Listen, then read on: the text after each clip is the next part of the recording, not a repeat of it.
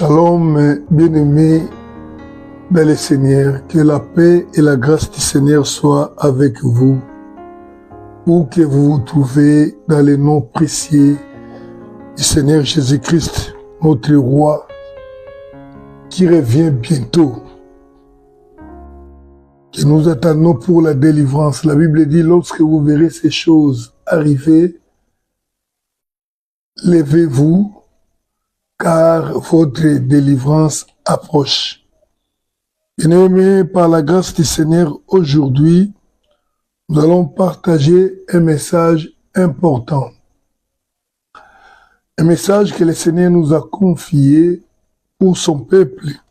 Le message d'aujourd'hui s'intitule « Les doctrines des démons au temps de la fin, ses manifestations et ses conséquences dans les disciples. » Les doctrines démoniaques du temps de la fin, ses manifestations, ses conséquences dans la vie du disciple. Bien-aimés, il y a une chose que nous devons savoir tous, c'est que les démons existent.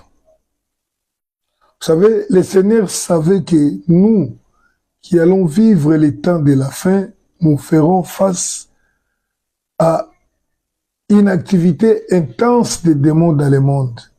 Le Seigneur le savait.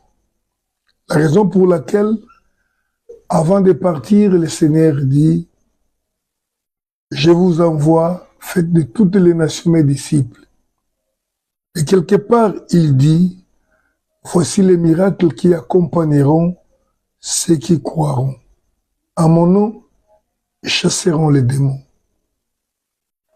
Ils imposeront les mains aux malades et les malades seront guéris. Et s'ils prennent quelques breuvages mortels, s'ils prennent quelques poisons, cela ne leur fera aucun mal. » Si le Seigneur a cité ces trois choses, il savait que le diable l'utiliserait beaucoup en ces temps de la fin. Il y aura des maladies qu'on n'a jamais connues à l'avance, qui viendront sous forme de pandémie ou autre chose. Le Seigneur savait qu'il y aura des gens vont utiliser les poisons pour tuer. Le Seigneur savait que les démons auront une activité intense au temps de la fin. Raison pour laquelle il donne à son peuple, il donne à l'Église le pouvoir, la possibilité de pouvoir résister, vaincre, travailler à la mission à laquelle il nous a confiés. Le temps de la fin, je le dis toujours, c'est un temps difficile. Nous pouvons nous réjouir aujourd'hui parce que nous vivons un monde où la technologie est avancée, mais dans les plans spirituels, nous sommes des malheureux car nous vivons des temps difficiles où tout est augmenté. La tentation est plus grande que celle que les autres ont vécue. Les démons travaillent plus qu'autrefois parce qu'ils savent que leur fin est proche et ils doivent travailler beaucoup pour détruire un plus grand nombre. Alors, notre texte principal de base que nous allons exploiter pendant tout ce temps se trouve dans le livre de 1 Timothée au chapitre 4, verset 1er jusqu'à verset 4. Je vais lire au nom du Seigneur Jésus-Christ.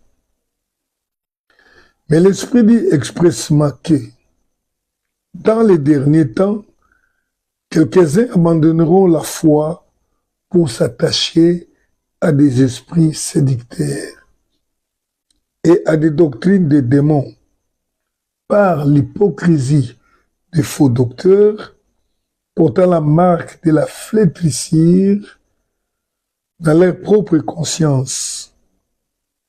Ils prescrivent de ne pas se marier et de s'abstenir d'aliments que Dieu a créés pour qu'ils soient pris avec action de grâce par ceux qui sont fidèles et qui ont connu la vérité. Car tout ce que Dieu a créé est bon et ne doit être rejeté pourvu qu'on les prenne avec action de grâce, parce que tout est sanctifié par la parole de Dieu et par la prière. Alléluia. 1 Timothée chapitre 4, verset 1er jusqu'à 4. Nous enseignons sur les doctrines démoniaques du temps de la fin, ses manifestations et ses conséquences dans la vie du disciple. Bien-aimé, la Bible dit expressément. Cela signifie que le Seigneur ne parle pas en parabole.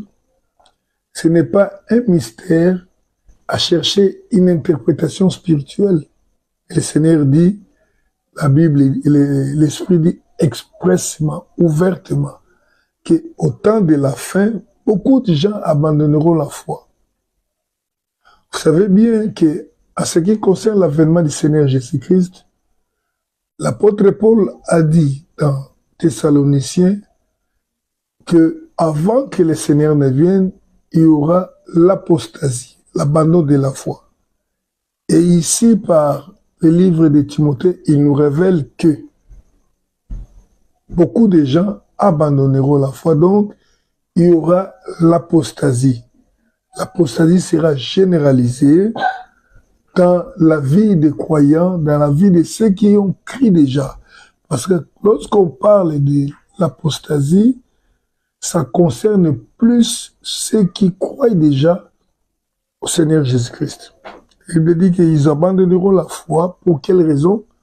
Pour s'attacher à des esprits séducteurs et à des doctrines des démons. Et la Bible nous dit que cela sera possible, cela sera possible par l'hypocrisie de faux docteurs.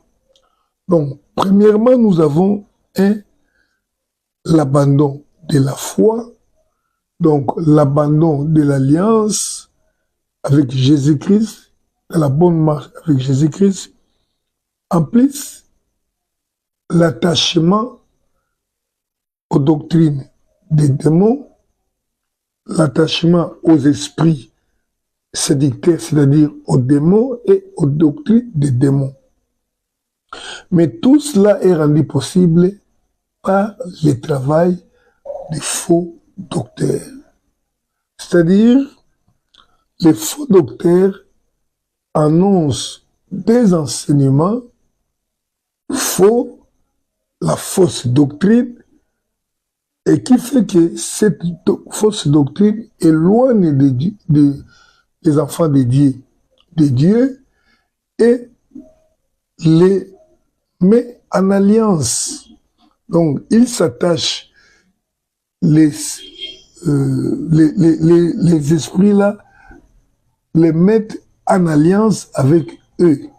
Donc, ils sont en alliance avec les démons,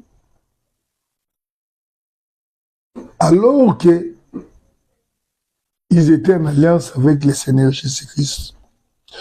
Bien-aimés, il y a une chose, nous sommes en train de vivre des moments, comme je l'ai dit au départ, les moments difficiles dans le monde et surtout dans l'Église. Il y a des choses qui se passent dans l'Église où beaucoup de gens seront déçus au retour du Seigneur Jésus-Christ, croyant qu'ils seront récompensés alors que le Seigneur les avait désapprouvés et eux-mêmes ne savaient pas. Et ici, nous sommes en train d'étudier quelque chose d'important. Donc, les hommes sont là. ils se détachent de la foi, mais ils ne comprennent pas qu'il y a eu une action de faux docteurs.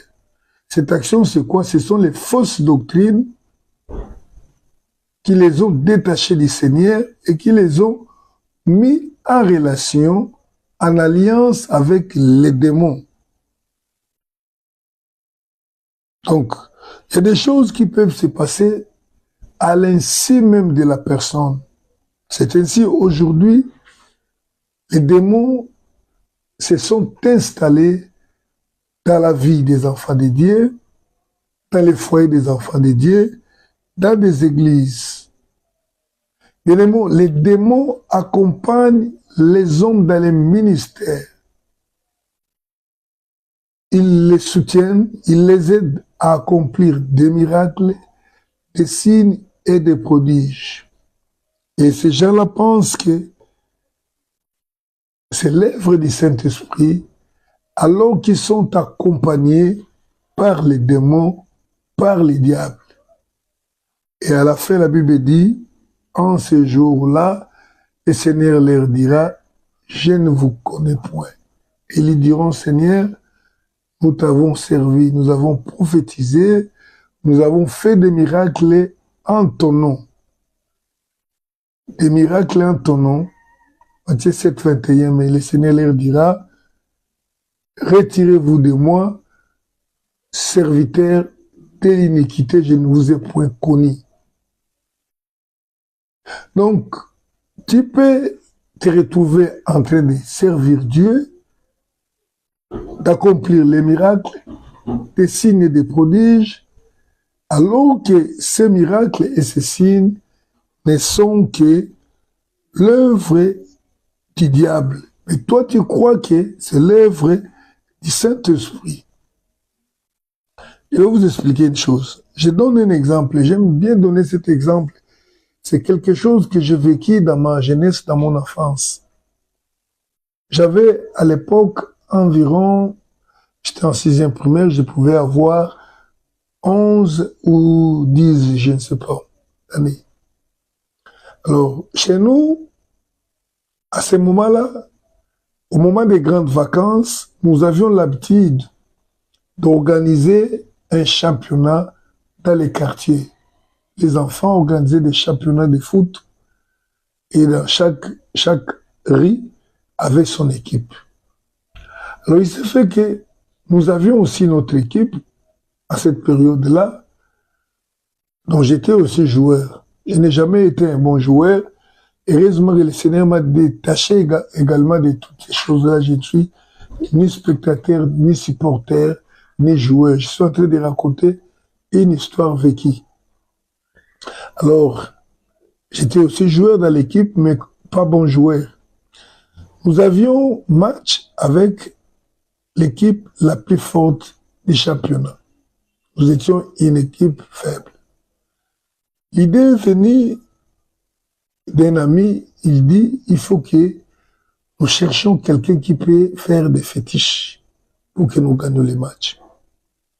Je ne sais pas poussé par quoi, je me suis pointé et j'ai dit, moi, je sais faire les fétiches du football. Ok, tous étaient d'accord, alors fais quelque chose pour que nous puissions gagner cette équipe. J'ai dit, je peux faire. Comme ça, là, je ne sais pas, l'idée m'était venue d'où. J'ai dit, bon, amenez-moi 4 pièces d'argent, quelques pièces d'argent, et l'huile tirée du boa, hein, du gros serpent, là, les boas. Amène-moi ça, et je vais faire quelque chose. Du coup, bon, les pièces de monnaie, à l'époque là, nous en avions encore ici chez nous. Aujourd'hui, on n'utilise que les billets. Alors, quelqu'un m'a amené 4 makuta, donc 4 pièces de 1 likuta, notre monnaie de l'époque. Une autre personne a dit, non, nous avons cette portion-là, l'huile tirée du bois, des serpents. Nous avons ça. Amen. L'ami a amené les trucs là, je l'ai pris, J'ai mis ça dans un morceau un morceau d'habit. J'ai mis les tout ensemble.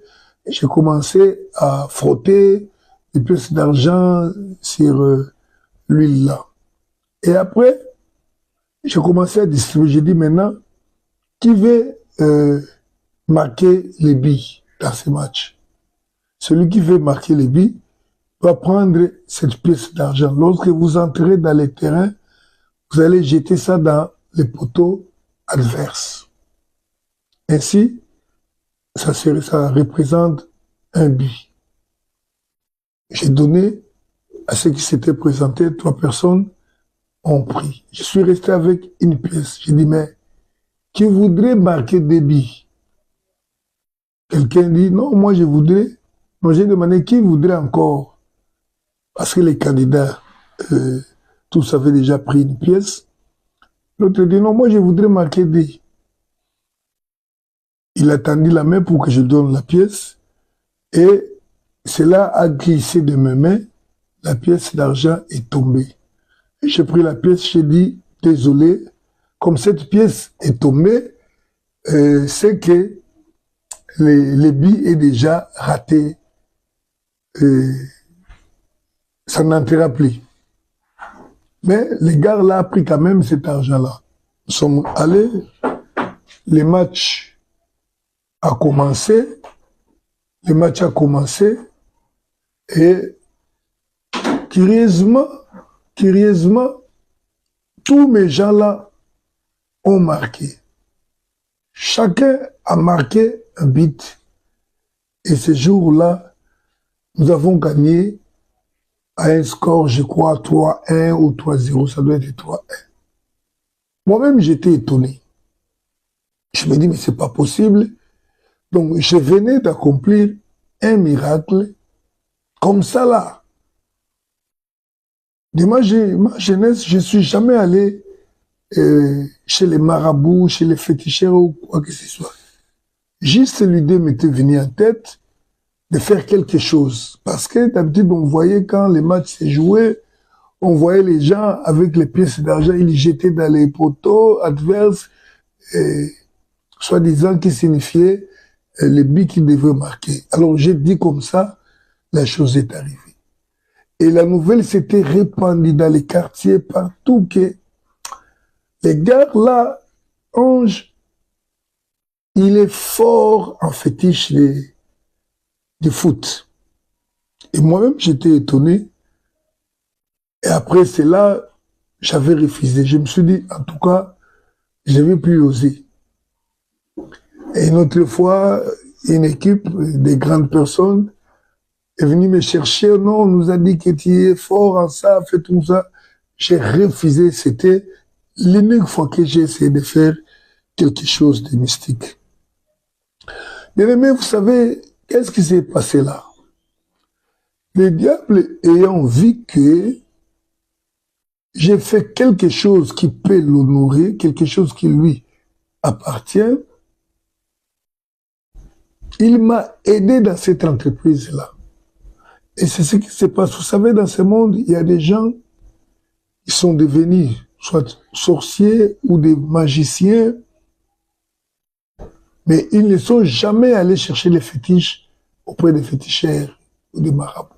Mais ils sont devenus des serviteurs de Satan, des magiciens, parce qu'ils ont osé faire quelque chose. Et le diable a vu que non, ce que le monsieur fait là est une pratique qui nous concerne.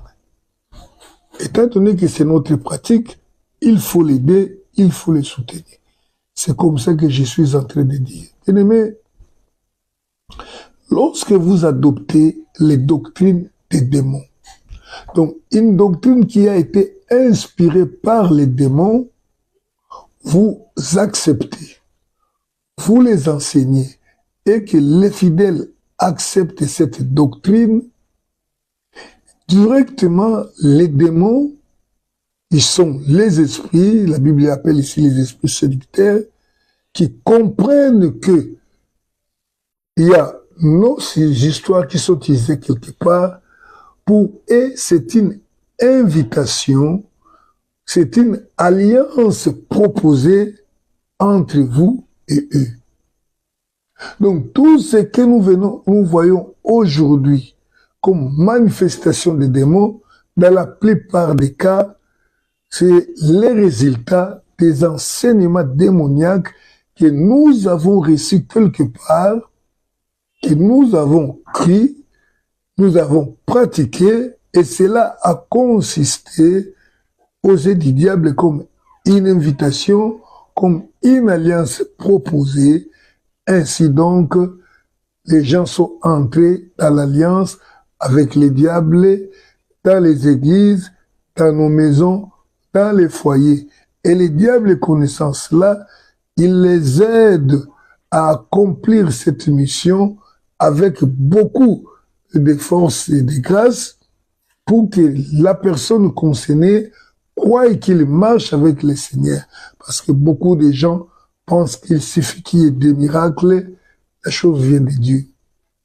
C'est comme ça que vous voyez des gens prophétiser, faire des histoires, alors que cela peut-être ne vient pas de Dieu, tout simplement parce qu'ils ont adopté les doctrines des démons. Peu importe que vous connaissiez ou non que ce sont les doctrines des démons, mais lorsque vous les utilisez, c'est que vous avez demandé l'alliance avec les démons, et les démons invités viendront habiter dans vous pour travailler avec vous afin que vous soyez maintenus dans l'erreur, et lorsque le Seigneur viendra, vous soyez rejetés. Alléluia. Ainsi, bien-aimés, le Seigneur nous a donné mandat de dire ces choses, d'enseigner ces choses, comme je le disais au départ. Je n'enseigne pas pour le plaisir d'enseigner. D'abord, j'ai un problème de voix, une maladie des cordes vocales, mais parce que le Seigneur veut que tu écoutes, que tu comprennes, que tu sois délivré et que tu ne sois pas déçu, nous sommes engagés à enseigner, à parler, malgré tout ce que nous avons. Bien-aimés, prenez ces choses au sérieux. Il y a beaucoup de gens qui diront non, qui disent souvent, vous donnez beaucoup d'importance au diable, au lieu de parler du Seigneur Jésus-Christ. Je vous dis une chose, attention bien-aimés, c'est aussi les stratégies de l'ennemi, l'une des stratégies de l'ennemi qui consiste à décourager aux gens de parler de ces choses afin que les gens soient maintenus dans l'ignorance et qu'ils pactisent avec le diable dans cette ignorance, mais lui, c'est que ces gens seront rejetés à la fin. C'est de la part de Dieu que nous disons. 1 Timothée 4, 6 dit ceci, c'est l'apôtre Paul qui dit à Timothée, il dit, là où nous venons de lire, à ce qui concerne les doctrines des démons dans l'Église, il dit ceci, en exposant ces choses aux frères, tu seras un bon ministre de Jésus-Christ, nourri des paroles de la foi et de la bonne doctrine que tu as exactement suivi. L'apôtre Paul encourage Timothée à exposer ces choses afin que les gens comprennent que les doctrines des démons existent, que les démons eux-mêmes existent. Et l'apôtre Paul dit que en exposant ces choses, vous serez un bon ministre. Donc moi, je l'ai fait pour que je sois reconnu aussi comme un bon ministre de l'évangile, de la parole. Les bons ministres ne peuvent pas oublier que les démons existent. Nous avons reçu l'ordre de les chasser, de délivrer les peuples qui sont détenus captifs. Nous avons reçu cet ordre-là. Alors nous devons comprendre de quelle manière les démons agissent pour que nous puissions comprendre comment les empêcher de travailler continuellement dans la vie des enfants de Dieu. Nous parlons sur les doctrines des démons au temps de la fin. Ses manifestations et ses conséquences dans la vie des disciples. Bien aimés, nous sommes en train de démontrer que l'enfant de Dieu est censé ne jamais être sous l'influence des démons. Mais il arrive que nous voyons dans nos églises des personnes qui ont fait des temps avec le Seigneur, mais on prie pour eux, et les démons parlent en eux, et les démons même se manifestent bruyamment. Mais beaucoup de gens sont accompagnés par les démons à cause de ça. Vous savez, une doctrine inspirée par les démons est comme une application ou un logiciel qu'on installe dans son téléphone ou dans son ordinateur. La personne qui a conçu son application ou bien son logiciel qui se trouve dans ton ordinateur, ton smartphone, est à mesure de te contrôler. Il comprend, il est à mesure de voir. D'abord, vous savez, lorsque nous installons une application, on vous demande des autorisations pour écouter vos messages, regarder vos photos. Si vous refusez, ça n'entre pas.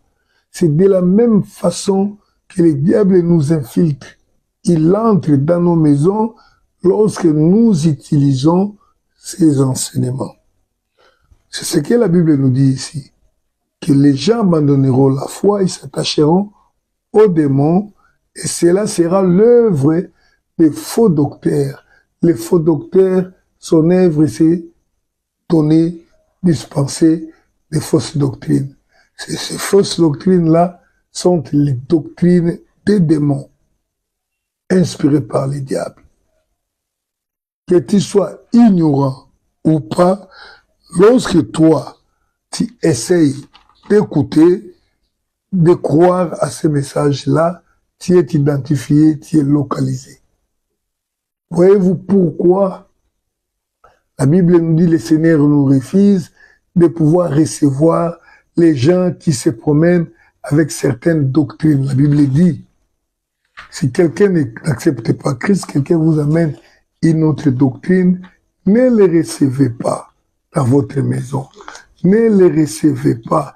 Celui qui les reçoit, celui-là participe à son péché. Et Jean, chapitre 1er, verset 10. Si quelqu'un vient à vous et n'apporte pas cette doctrine, ne les recevez pas dans votre maison et ne lui dites pas salut, car celui qui lui dit salut participe à ses mauvaises œuvres.